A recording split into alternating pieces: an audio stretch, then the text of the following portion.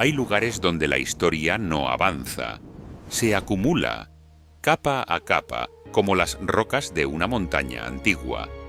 Navarra es uno de esos lugares. Hoy no hay ningún misterio aparente aquí. Una pequeña región al norte de España, un antiguo reino medieval, el Camino de Santiago. Todo parece conocido, todo parece estudiado, todo parece ordenado y claro en los mapas. Pero cuando los científicos extrajeron ADN de huesos hallados en cuevas y necrópolis de esta tierra y lo compararon con los mapas de los genomas modernos, encontraron algo que no encajaba en ninguna categoría conocida. Los habitantes del norte de Navarra son genéticamente más próximos a los irlandeses del Connacht que a sus propios vecinos del Valle del Ebro, a 80 kilómetros al sur. ¿Cómo es eso posible? ¿Qué ocurrió aquí durante milenios? Esto no es una historia de guerras, es una historia de ADN, y es mucho más compleja, mucho más perturbadora y mucho más fascinante de lo que jamás imaginamos. Bienvenidos a la investigación genética de Navarra, la frontera genética más antigua de Europa. Si alguien te preguntara por Navarra, probablemente pensarías en el reino medieval, en Pamplona, en los encierros, en el Camino de Santiago. Y no estarías equivocado. Pero todo eso es solo la capa más reciente, la más visible, la que aparece en los libros de texto. Debajo existe otra historia, una historia que no comienza en el siglo IX de nuestra era, ni en el siglo XII, ni siquiera en tiempos de los romanos. Una historia que comienza alrededor del año 5500 a.C. La visión tradicional era sencilla. Los vascos y navarros modernos son un relicto del mundo preindoeuropeo, una isla aislada en un mar de pueblos que hablaban lenguas indoeuropeas, una comunidad que sobrevivió intacta al paso de los siglos, de los imperios, de las conquistas. Su singularidad lingüística, cultural y biológica se explicaba con un argumento aparentemente sólido. Nunca se mezclaron con nadie. La genética de los años 2010 parecía confirmarlo. Los vascos se diferencian claramente del resto de los europeos occidentales en los análisis de componentes principales, que son los gráficos que los genetistas usan para visualizar las distancias genéticas entre poblaciones. En esos gráficos, los vascos aparecen desplazados hacia un extremo, distintos, pero entonces llegaron los datos de los genomas antiguos, y el argumento del nunca se mezclaron se derrumbó por completo. Los libros de texto dicen que los vascos son el primer pueblo de Europa. Es una frase hermosa, es evocadora, pero es inexacta. Lo correcto sería decir esto: los vascos conservan la mayor concentración de linajes formados en Iberia durante la Edad del Bronce, sin haber experimentado las transformaciones demográficas posteriores que afectaron al resto de la península ibérica en época romana, en época islámica y en el período bajomedieval. Son cosas fundamentalmente distintas, y esa distinción lo cambia todo.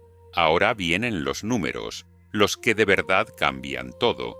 En el norte de Navarra, en la zona montañosa donde todavía hoy se habla euskera, el haplogrupo R1b-DF27 aparece en aproximadamente el 85% de la población masculina, una de las concentraciones más altas de toda Europa, de todo el continente. En la Ribera Navarra, en el sur, junto al Ebro, ese mismo haplogrupo aparece en torno al 60% de los hombres. La media del conjunto de la península ibérica ronda el 40%. En el resto de Europa occidental, fuera de la península, la frecuencia oscila entre el 6 y el 20%. ¿Qué significa esto?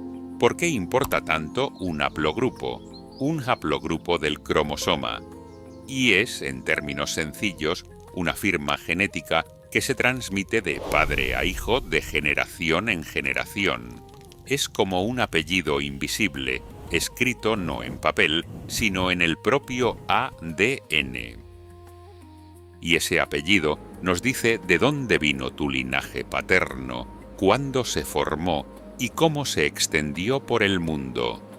Según el estudio de Solé Morata y sus colegas, publicado en la revista Scientific Report en 2017, basado en el análisis de más de 1072 muestras del cromosoma y de España, Portugal y Francia, la edad del haplogrupo R1b-DF27 se estima en aproximadamente 4.200 años.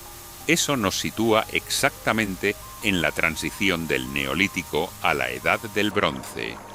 Y una investigación posterior de García Fernández y su equipo, publicada en el mismo Journal en 2022, basada en el análisis de 237 muestras con tecnología de enriquecimiento dirigido del cromosoma Y, confirmó algo extraordinario.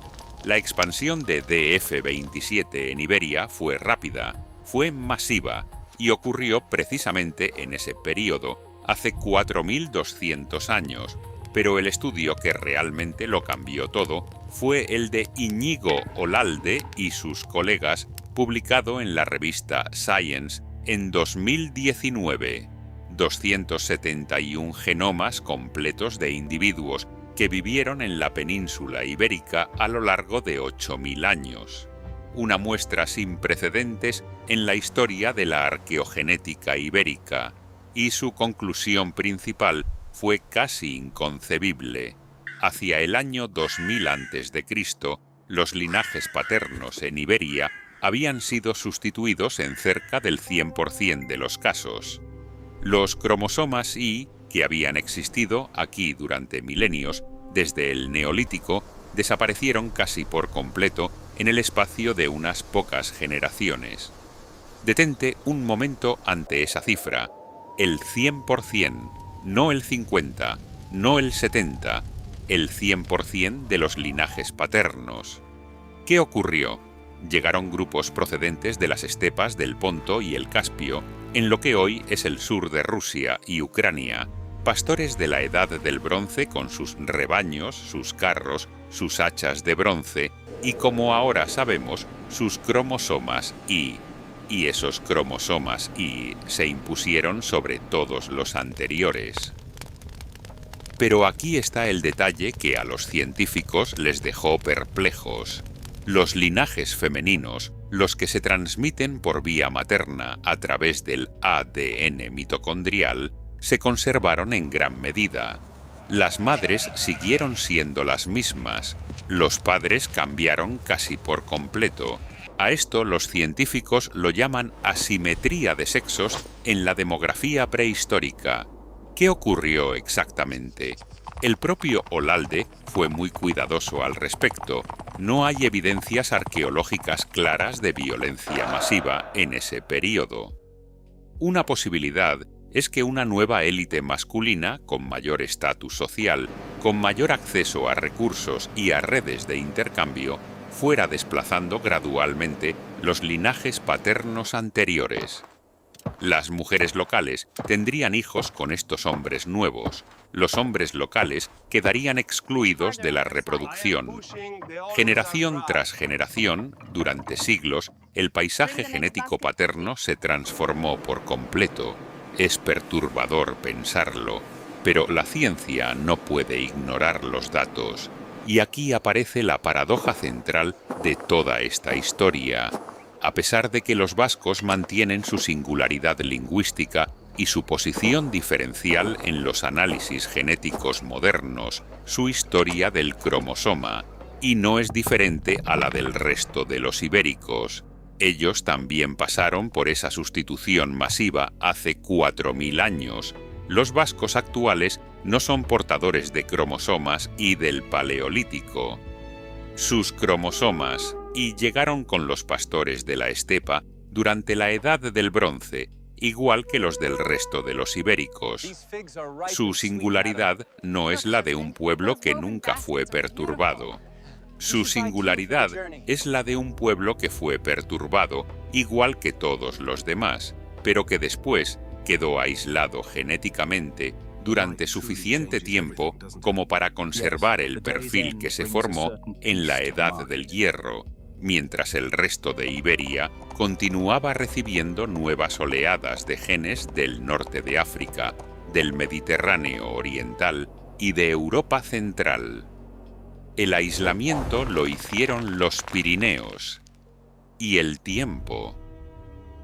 Y quizás también la lengua, que creó barreras sociales donde la geografía no bastaba. Esto cambia profundamente todo lo que creíamos sobre las fronteras genéticas de Europa. Navarra no es una región. Son dos mundos, dos historias demográficas distintas, separadas por unos pocos kilómetros de carretera. Al norte, la zona vascófona. Montañas, valles estrechos, pueblos pequeños anclados en laderas que miran al Cantábrico, un componente norteafricano mínimo en el genoma de sus habitantes, la concentración máxima de R1b-de-F27 y del subclade M153, una rama específica del haplogrupo que los investigadores asocian precisamente con la población vasca histórica. Al sur, la Ribera Navarra, el Valle del Ebro, una historia completamente distinta que se lee en el ADN, como se lee en la arquitectura y en los topónimos. Aquí pasaron las colonias romanas, después llegaron los visigodos con su capital en Tolosa, en la Galia, después llegó la conquista musulmana en el siglo VIII, que duró 2 siglos en estas tierras antes de que el reino de Navarra las recuperara.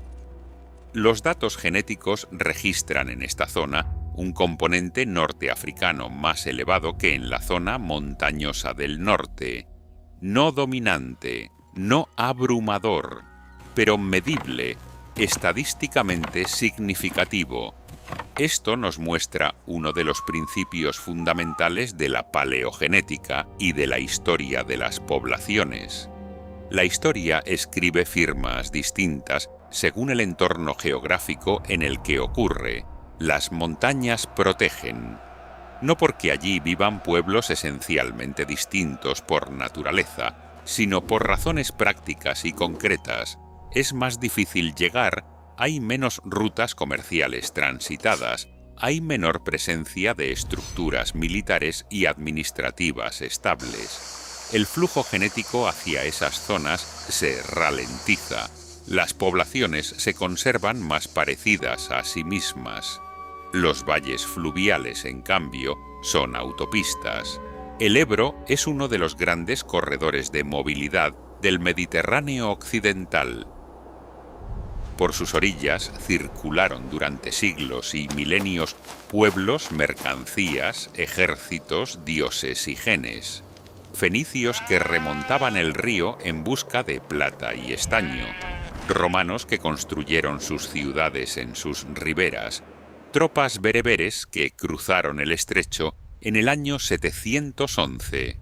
Caballeros catalanes que avanzaban hacia el sur durante la Reconquista. Cada uno de ellos dejó algo, no siempre en la arquitectura, no siempre en los documentos, pero siempre, siempre en el ADN.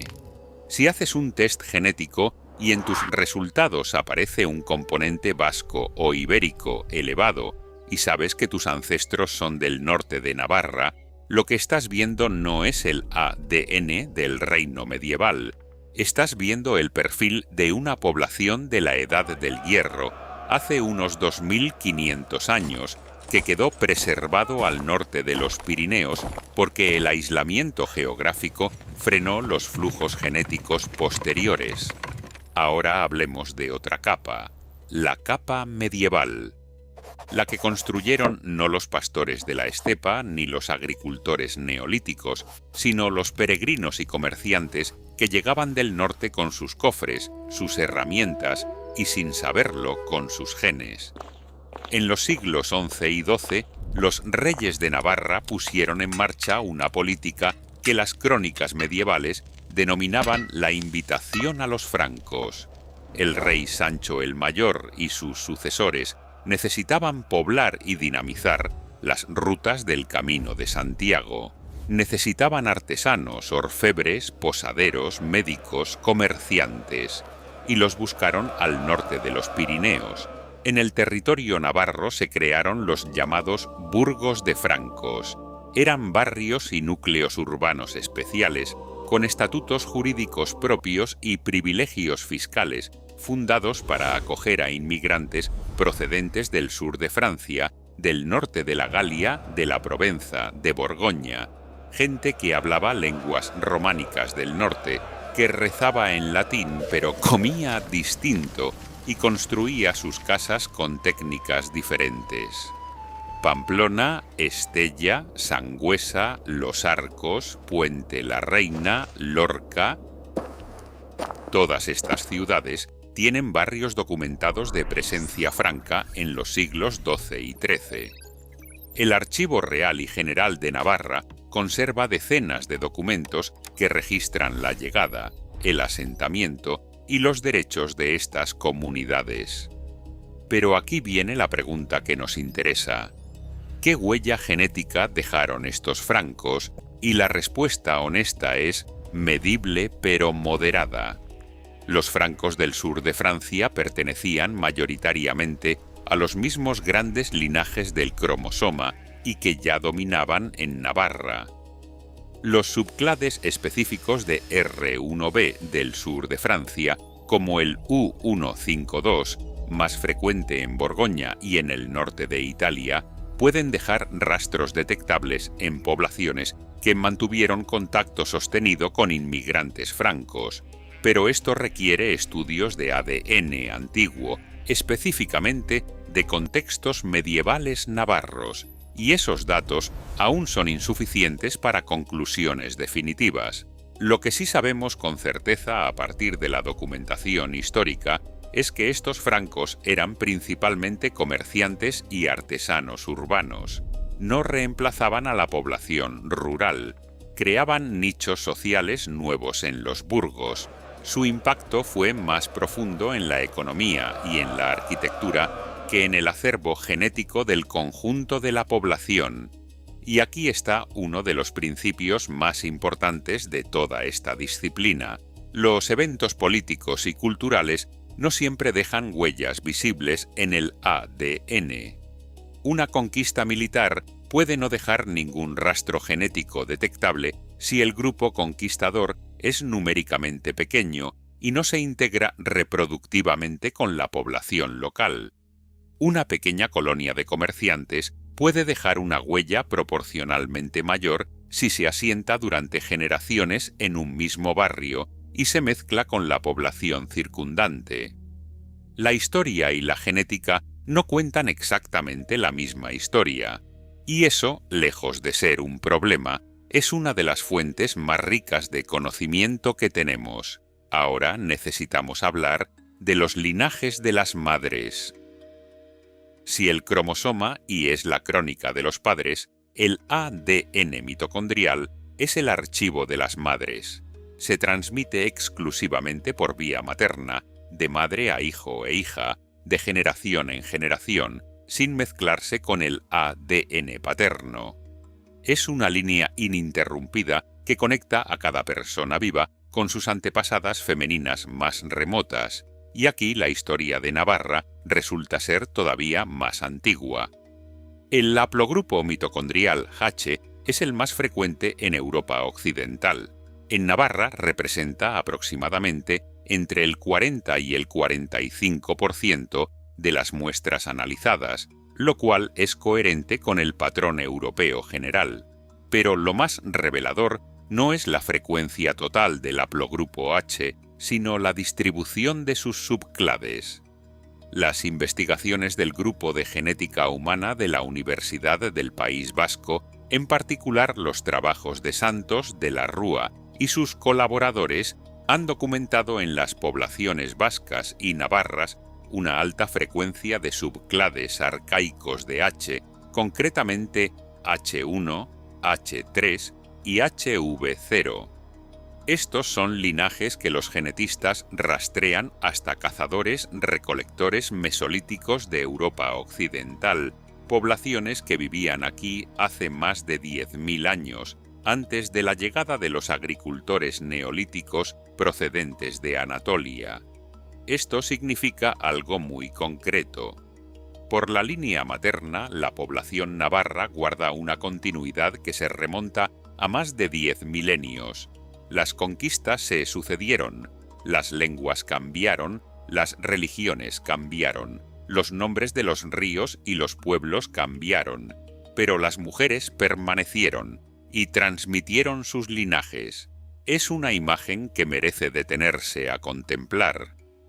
Mientras los hombres del bronce reemplazaban a los hombres del neolítico, las mujeres continuaban. Mientras los romanos construían ciudades y calzadas, las mujeres continuaban.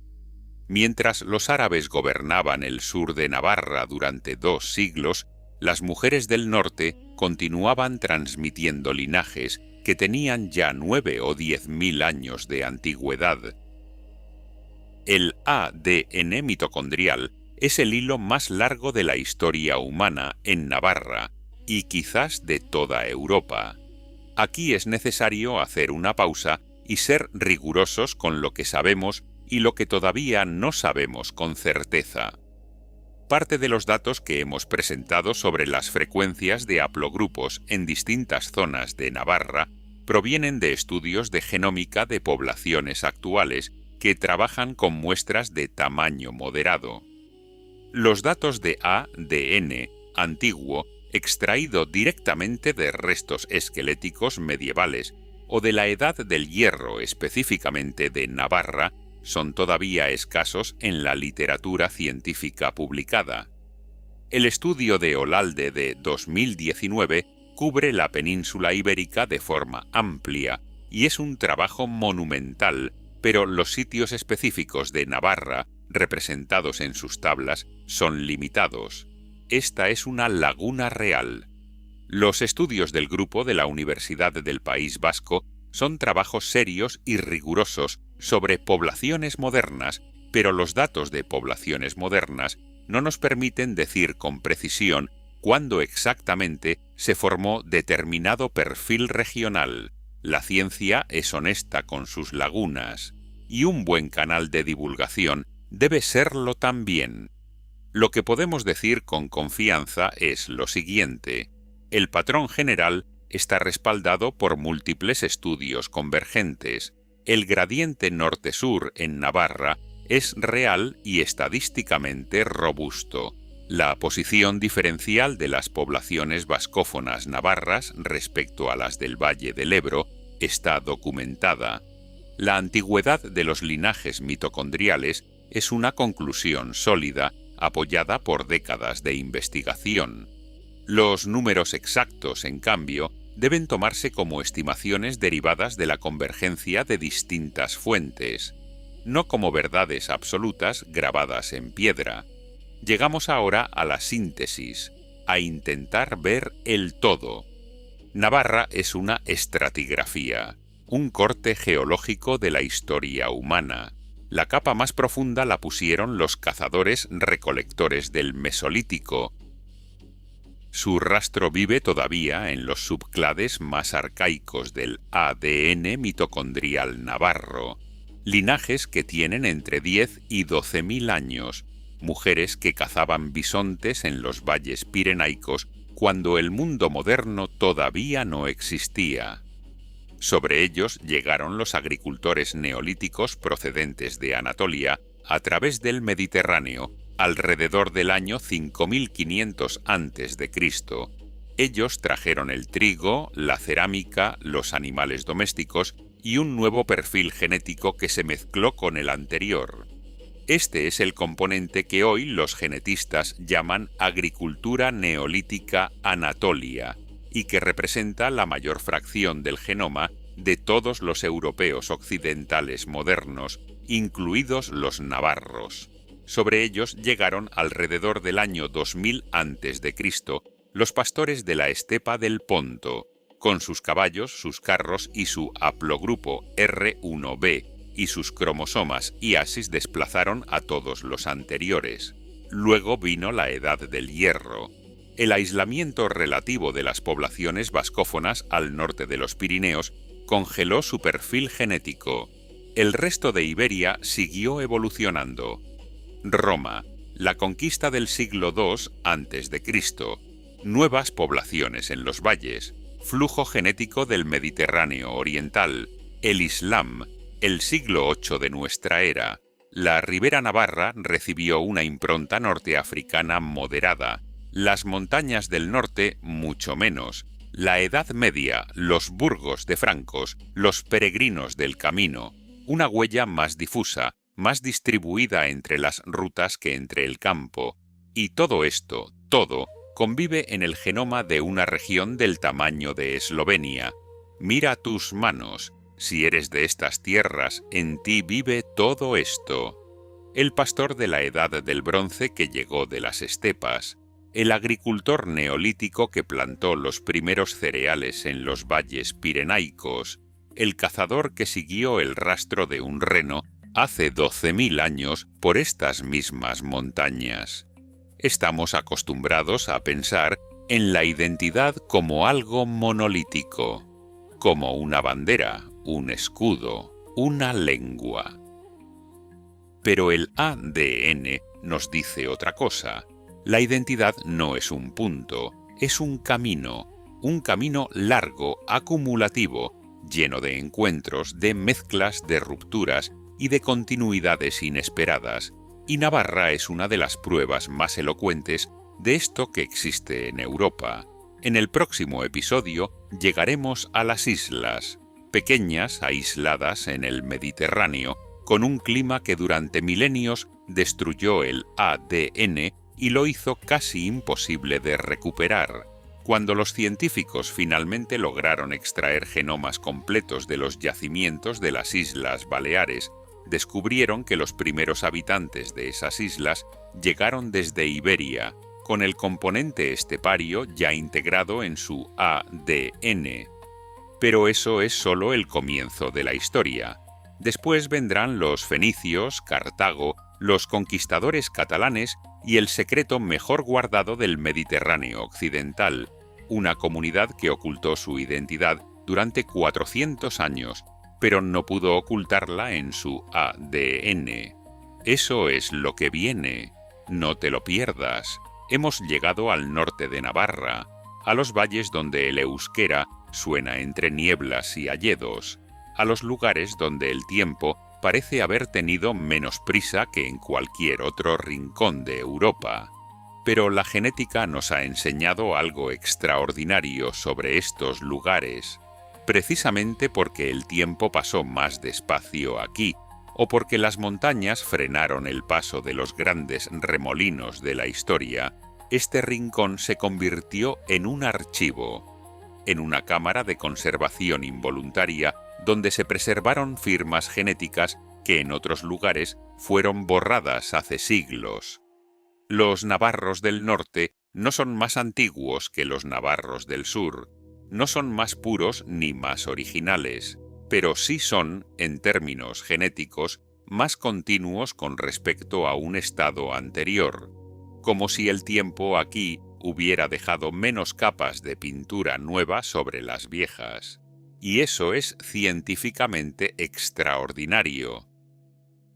Cada vez que un genetista saca ADN de un molar de 3.000 años hallado en una cueva del Pirineo navarro y lo compara con la base de datos de genomas actuales, está haciendo algo que nuestros bisabuelos habrían considerado magia. Está hablando con los muertos, está escuchando lo que los muertos tienen que decir sobre quiénes somos, y lo que dicen en este caso es algo profundamente hermoso. No hay fronteras naturales entre los pueblos, las fronteras genéticas no coinciden con las fronteras políticas, no coinciden con las lenguas, no coinciden con las religiones, son borrosas, graduales, llenas de excepciones y matices. El norte de Navarra se parece genéticamente al sur de Irlanda. El sur de Navarra se parece más al norte de Aragón.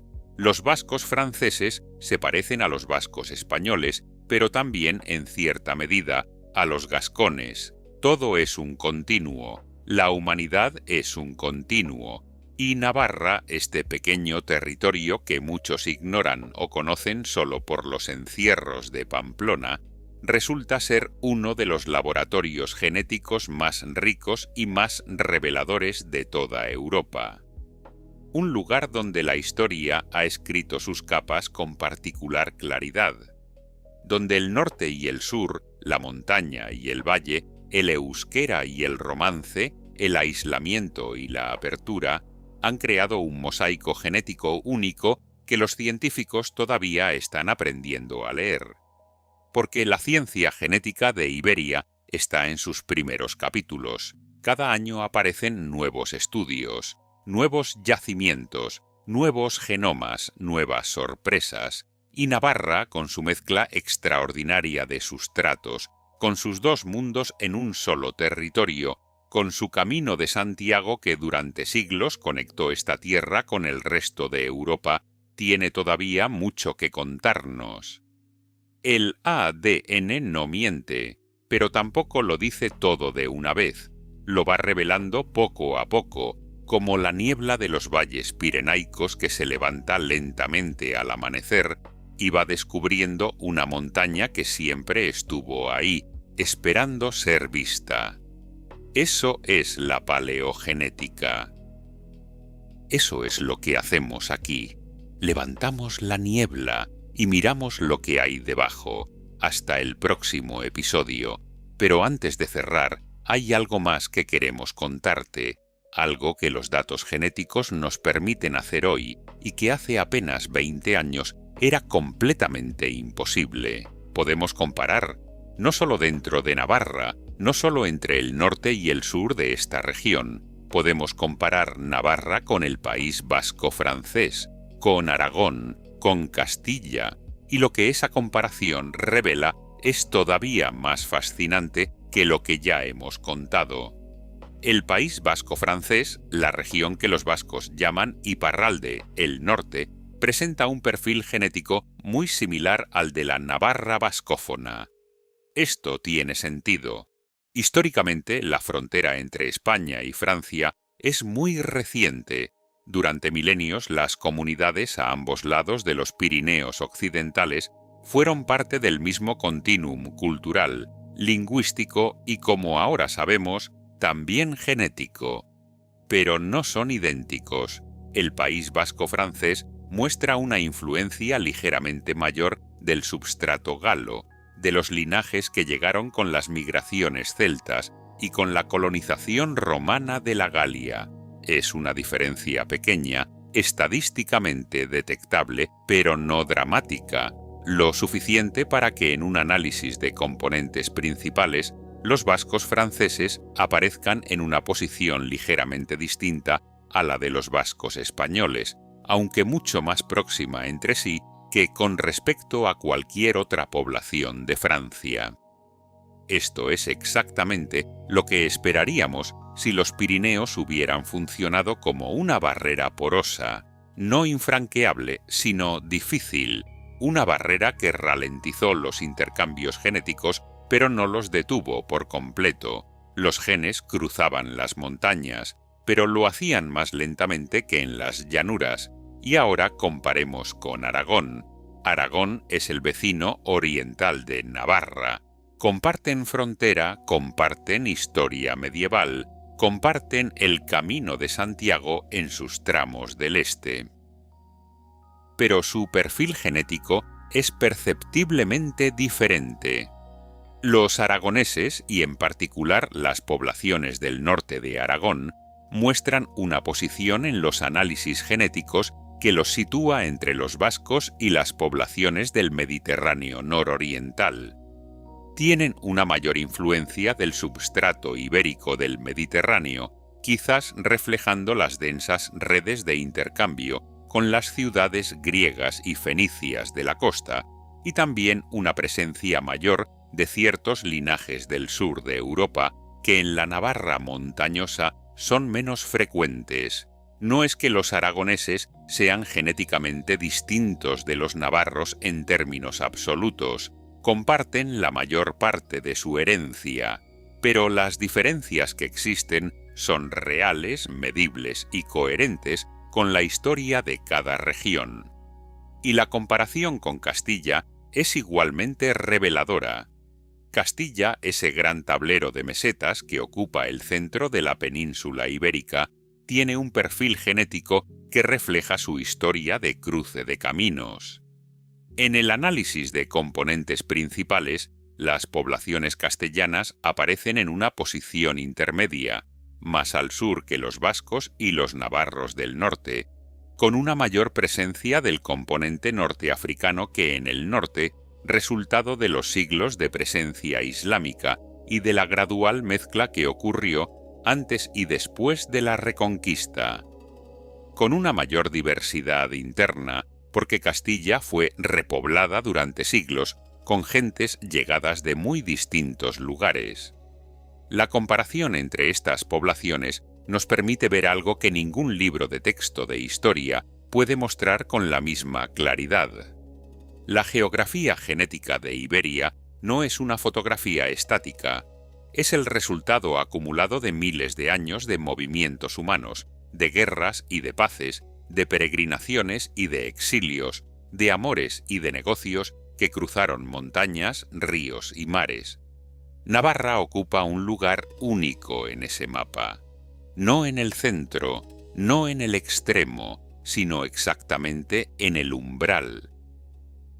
En la bisagra entre el mundo atlántico y el mundo mediterráneo, entre el sustrato vasco preindoeuropeo y la Iberia romanizada y arabizada del sur. Es la región donde mejor puede leerse la transición, donde el gradiente entre dos mundos genéticos es más visible y más documentado. Hay un concepto en genética de poblaciones que se llama cline. Es una gradiente, un cambio gradual en la frecuencia de ciertos marcadores genéticos a lo largo de una distancia geográfica. Europa entera es un mosaico de clines, pero pocas regiones muestran un cline tan pronunciado y tan bien documentado como el que va del norte de Navarra al sur de Navarra en apenas 80 kilómetros. Del 85% de R1b-DF, 27 en las montañas al 60% en el Ebro. Del casi 0% de componente norteafricano en el norte al 2 o 3% en el sur. De los subclades arcaicos del ADN mitocondrial a los perfiles más mezclados de las ciudades romanas, todo en 80 kilómetros. Es como tener un microscopio sobre la historia humana y poder ver con claridad milimétrica lo que en otros lugares solo se vislumbra difusamente. Esto es lo que hace de Navarra un lugar excepcional para la ciencia, no su grandeza política, no sus castillos medievales, no su posición estratégica en el mapa de Europa. Su excepcionalidad científica viene de este gradiente extraordinario, de esta capacidad única de mostrar en miniatura procesos que en otros lugares se diluyeron en distancias de miles de kilómetros. Hablemos ahora de algo que raramente se menciona en los documentales de divulgación científica, pero que nos parece fundamental para entender correctamente todo lo que hemos contado. La relación entre genética y etnicidad no es directa, no es simple, y es potencialmente peligrosa si se malinterpreta. Un haplogrupo no define a un pueblo, una frecuencia genética no define una nación. El ADN no decide la cultura, la lengua, la identidad o la lealtad política de nadie.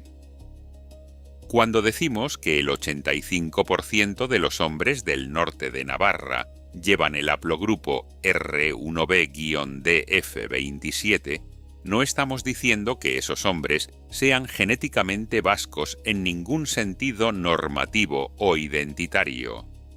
Estamos describiendo un patrón de herencia biológica que tiene una historia interesante y que nos permite rastrear movimientos de poblaciones en el pasado, pero ese dato genético no nos dice nada sobre la identidad cultural, lingüística o política de esas personas.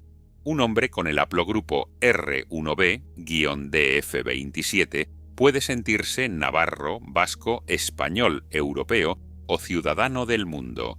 Su genoma no le impone ninguna de esas categorías.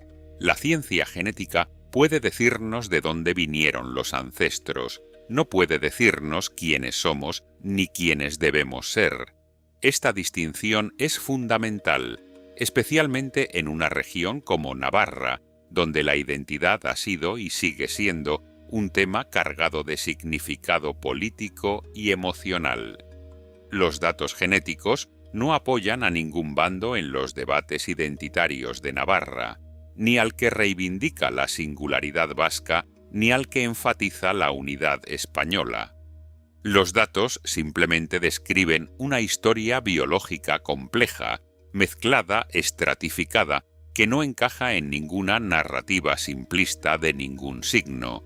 La complejidad es la única verdad que la genética nos ofrece, y esa complejidad debería hacernos más humildes, no más orgullosos de ninguna pureza imaginada, porque lo que el ADN nos muestra, con una claridad que a veces resulta incómoda, es que nadie es puro.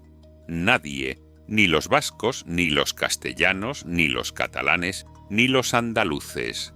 Todos somos el resultado de mezclas, de encuentros, de migraciones, de sustituciones y de continuidades que se remontan a tiempos prehistóricos.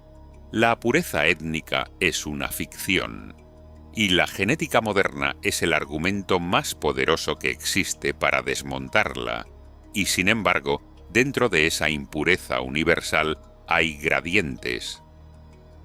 Hay regiones donde los linajes más antiguos se conservan en mayor concentración. Hay lugares donde el tiempo pasó más despacio sobre el genoma colectivo.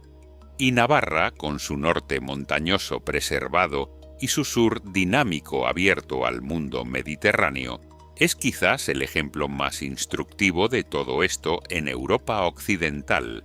Por eso la estudiamos, por eso vale la pena contarla. Quizás algún día se haga un estudio de ADN antiguo específicamente focalizado en Navarra medieval, con decenas o cientos de muestras bien datadas de distintos períodos y distintas zonas de la región.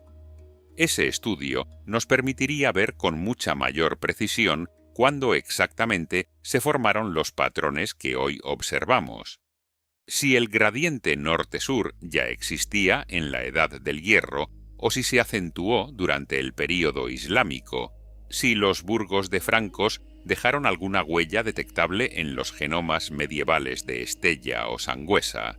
Ese estudio todavía no existe, pero las herramientas para hacerlo sí existen, y la voluntad científica también. Es solo cuestión de tiempo, y mientras esperamos ese futuro estudio, tenemos suficiente con lo que ya sabemos para decir que Navarra es uno de los lugares más fascinantes y más ricos de Europa para entender cómo el pasado vive dentro de nosotros, no como metáfora, como biología real.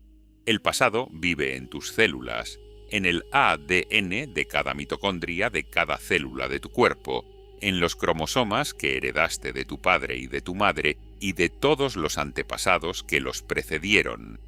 Esas moléculas tienen memoria, una memoria que no se borra, una memoria que los científicos ya saben leer. Y lo que esa memoria dice sobre Navarra es lo que hemos intentado contarte hoy, con toda la precisión que la ciencia actual nos permite, con toda la honestidad que el rigor exige, y con toda la emoción que una historia de 10.000 años merece. Hasta el próximo episodio. Pero permítenos cerrar con una reflexión más amplia, porque creemos que la historia de Navarra nos dice algo que va más allá de la genética, algo sobre cómo entendemos el tiempo y cómo nos relacionamos con él.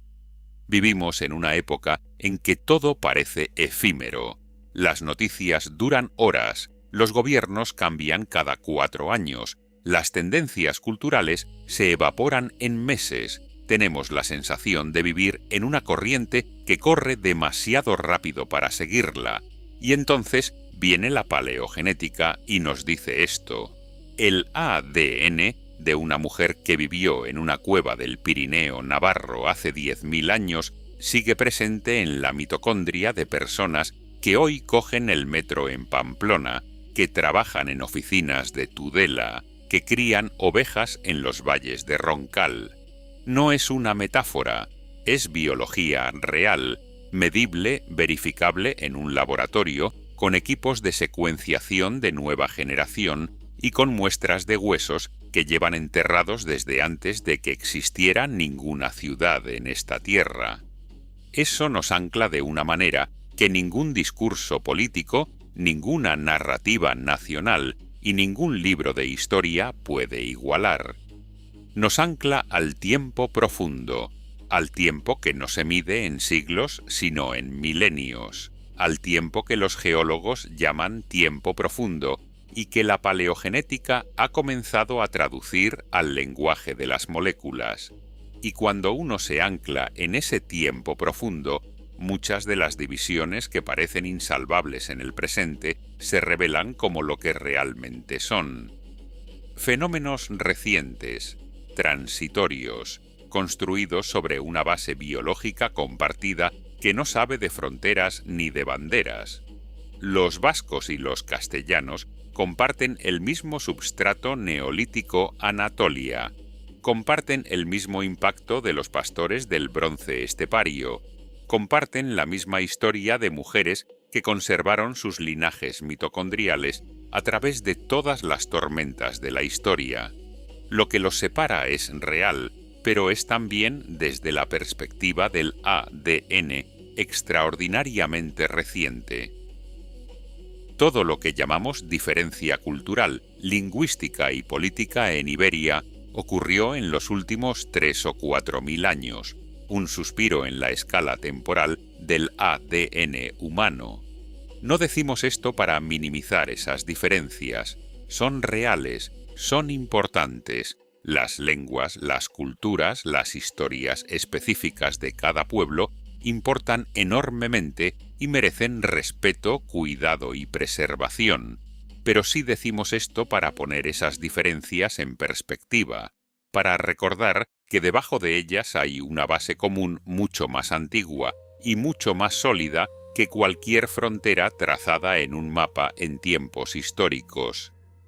Navarra nos enseña eso mejor que ningún otro lugar, precisamente porque en Navarra las diferencias son más visibles, más pronunciadas, más cargadas de significado político y emocional que quizás en cualquier otra región de Iberia. Y sin embargo, el ADN dice que por debajo de todo eso existe una historia compartida que se remonta a antes de que hubiera ninguna lengua escrita, ningún templo, ningún rey y ningún mapa. Esa historia es de todos los que habitamos estas tierras o descendemos de quienes las habitaron. Y la ciencia, por primera vez en la larga historia de la humanidad, nos está permitiendo leerla directamente, no a través de crónicas, ni de leyendas, ni de tradiciones orales, sino a través de las moléculas que todos llevamos dentro. Piensa en eso la próxima vez que cruces los Pirineos, o la próxima vez que mires un mapa de Navarra y traces mentalmente la frontera entre el norte y el sur, o la próxima vez que escuches una conversación en euskera en algún bar del casco viejo de Pamplona y te preguntes, ¿estos son distintos a mí o estos son los mismos que yo? El ADN responde, son las dos cosas al mismo tiempo. Son distintos en la superficie, en la lengua, en la historia reciente, en la identidad que eligieron o que heredaron. Y son los mismos en las capas más profundas, en los linajes que van más allá de cualquier categoría cultural humana. Esa contradicción aparente es en realidad la verdad más honda que la ciencia nos ha dado sobre quiénes somos. Somos distintos, somos los mismos, y esa tensión, esa coexistencia de la diferencia y la semejanza en el mismo cuerpo, en el mismo genoma, es lo que nos hace humanos. Navarra lo muestra con una claridad extraordinaria, y por eso merece ser estudiada, contada y escuchada. Gracias por acompañarnos en esta investigación. Nos vemos en el próximo episodio, donde cruzaremos el Mediterráneo hacia las islas, hacia un mundo diferente, marino y plural, donde el tiempo tejió otras mezclas y dejó otras huellas, hacia las Islas Baleares y sus 7 capas de historia superpuestas, hacia los fenicios, Cartago, los conquistadores catalanes y el secreto más bien guardado del Mediterráneo occidental, una comunidad que ocultó su identidad durante 400 años bajo 15 apellidos, pero no pudo ocultarla en su ADN. Hasta entonces, una última cosa antes de que te vayas. Si este contenido te ha resultado útil, si has aprendido algo que no sabías, si has sentido esa extraña emoción que da a entender de repente que el pasado no está muerto, sino que vive dentro de ti en forma de moléculas, entonces compártelo, habla de esto con alguien, porque la divulgación científica solo funciona cuando las ideas se mueven de persona a persona, de conversación en conversación, como siempre lo han hecho las ideas que merecen la pena. La ciencia genética avanza rápido. Cada año aparecen estudios nuevos que refinan, matizan o a veces contradicen lo que creíamos saber. Lo que hemos contado hoy es el mejor resumen posible del estado actual del conocimiento. Pero el conocimiento avanza y nosotros avanzaremos con él. Este canal existe para eso, para seguirle el ritmo a una ciencia que está reescribiendo la prehistoria humana a una velocidad vertiginosa, para traducir ese conocimiento al lenguaje de las personas que no son genetistas, pero que tienen curiosidad y que merecen acceder a estas ideas sin necesitar un doctorado. Navarra fue solo el comienzo. En los próximos episodios exploraremos Galicia, Andalucía, Cataluña, las Canarias y muchas otras regiones, cada una con su propia historia genética, cada una con sus propias sorpresas, porque Iberia es el laboratorio genético más rico y más complejo de Europa Occidental, y apenas hemos empezado a leerlo. Suscríbete si quieres seguir este viaje, y sobre todo, sigue haciendo preguntas. Las preguntas son el motor de todo esto. Hasta el próximo episodio.